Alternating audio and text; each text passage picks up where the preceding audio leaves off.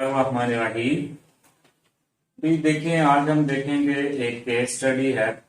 किससे मुतल्लक है? एक एग्जांपल है बायोलॉजिकल मेथड की, बायोलॉजिकल प्रॉब्लम को सॉल्व करने की। और everybody know about this malaria fever, कि मलेरिया क्या है उसके मतलब। तो स्टडी ऑफ मलेरिया, सबसे पहले मलेरिया होता क्या है? ये टू वर्ड से निकला है, एक है मैला और एक है एरिया। मैला का मतलब होता है बैड और एरिया का मतलब होता है एयर। ये प्रॉब्लम हम पढ़ते हैं ना, रिकॉग्नाइजेशन ऑफ अ प्रॉब्लम। तो रिकॉग्नाइजेशन ऑफ प्रॉब्लम में बहुत टाइम लगा, लोगों को पता नहीं चल रहा था कैसे क्या इशू। तो ये 2000 साल पुरानी जो है बीमारी है।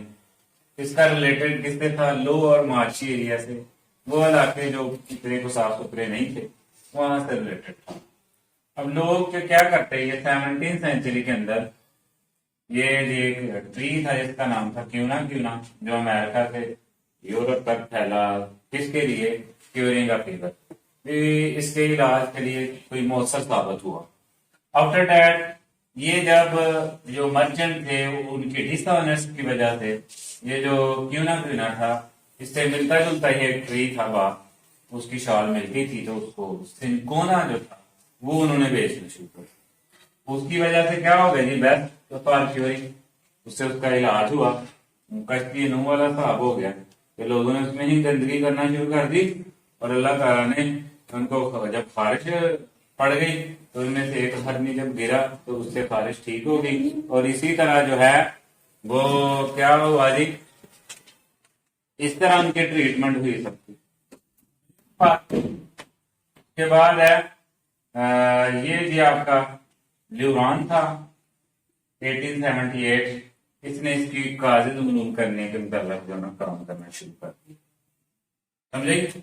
अब इस बंदे ने ना थोड़ा बहुत स्टडी किया कि जो टाइनी माइक्रो ऑर्गेनिज्म है वो भी बीमारियों की वजह बन सकती हैं।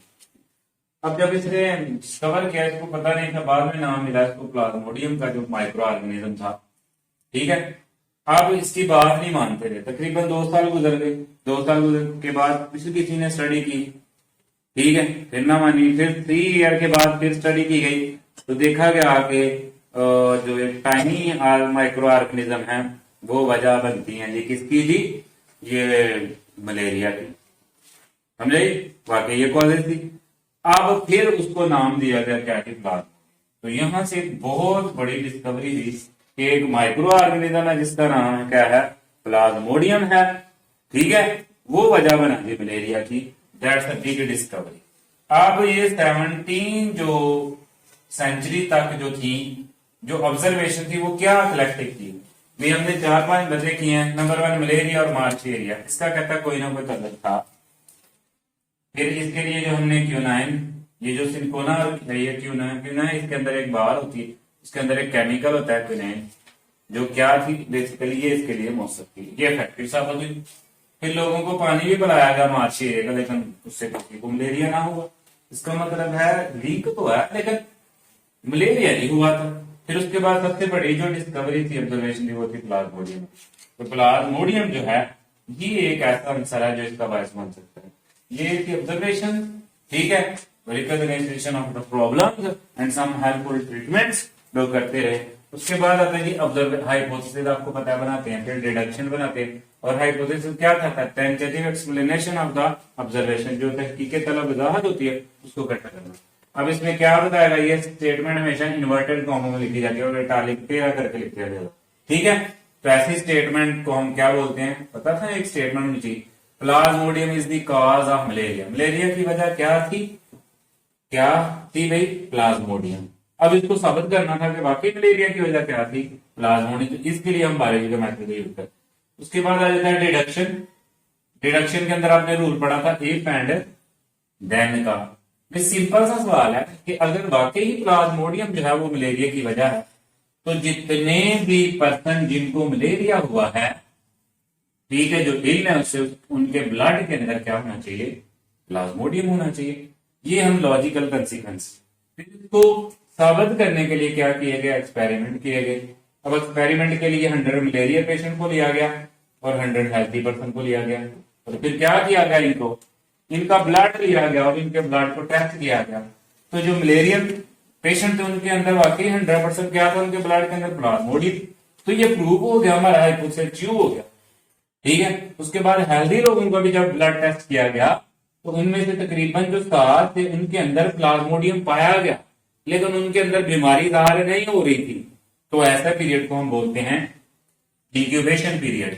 इंक्यूबेशन पीरियड वो वाला टाइम जिसके अंदर वो जो एंट्री ऑफ पैरासाइट वो उसमें दाखिल होता है पैरासाइट और अपने सिम्टम को जाहिर करता है, वहां तक का जो टाइम है उसे कहते हैं इंक्यूबेशन पीरियड।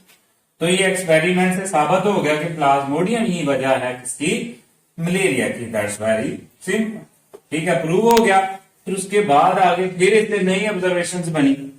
भाई ठीक है जी, ये ब्लड के अंदर गया तो कैसे गया, नेक्स्ट क्वेश्चन इज दैट। तो इसका मतलब इसमें ये वाली 2 टर्म फिर बच गई कि मलेरिया और मास्की एरिया का क्या रिलेशन है।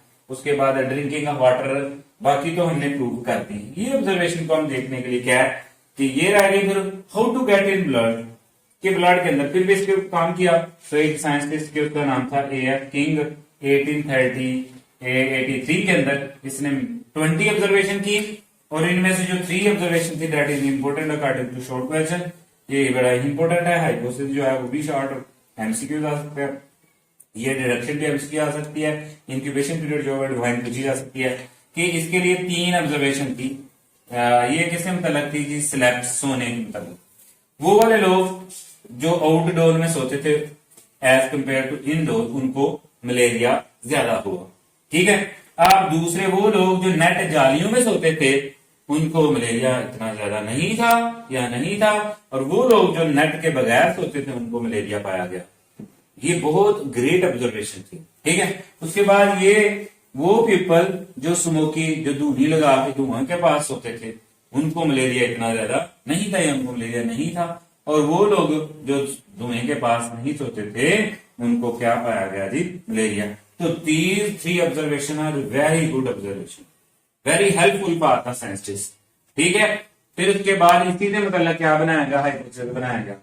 क्या हाइपोथेसिस बनाया गया कि मॉस्किटो जो है वो ट्रांसमिट करते हैं plasmodium, so are involve in the spread of malaria. कि वाकई मॉस्किटो जो है वो ट्रांसमिट करते हैं प्लाज्मोडियम को, और यही जो है ना मलेरिया के फैलाने के अंदर शामिल है।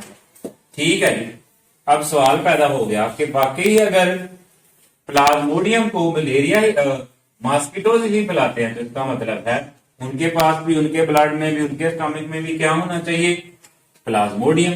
और ये कैसे जाता था, ट्रांसफर होता था, ये आया जब वो बाइटिंग करते हैं, कट करते हैं, तो उसके लिए फिर आया जी रोनाल्ड लॉस 1880 के अंदर। इसने एक्सपेरिमेंट के जरिए क्या किया जी, प्रूव करने की कोशिश की।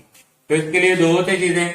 एक क्या किया आपकी जी, उसने फीमेल एनोफ्लेस वो लिया, अब उसको क्या किया, इसको अलाउ किया कि वो बाइट करे, कट करे, किसको भाई, मलेरियल पर्सन को।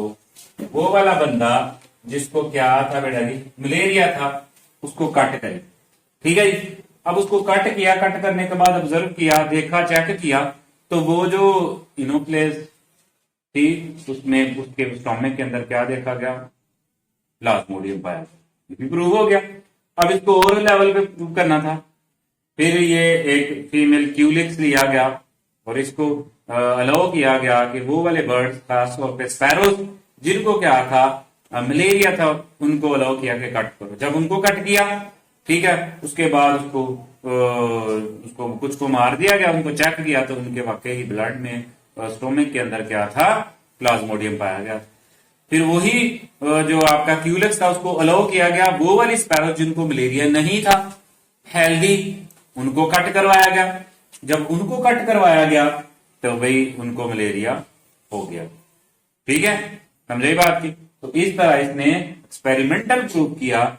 और दूसरा सवाल था कि इनको क्यों जरूरत होती है, किसके लिए, तो ये बाइट करती है इनको, किसको जी, मैमल्स को, बर्ड्स को। क्यों कट करती हैं, क्योंकि इनको अपनी जो एग है उसके लिए ये चाहिए होता था।